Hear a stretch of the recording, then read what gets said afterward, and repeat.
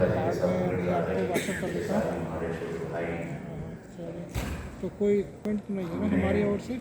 सबके साथ जितने भी मंच में मैंने सबके साथ यहाँ पर काम किया। हाँ हाँ हाँ, और वैसे तो मैं भाई मंचा भाई सिंह भाई भी रहे हैं। जितने भी मेरे फिल्म फर्टिलिटी के लोग मेरी बिरादरी है, जो मेरी पहचान है, सांसद मैं इसी वजह से बना।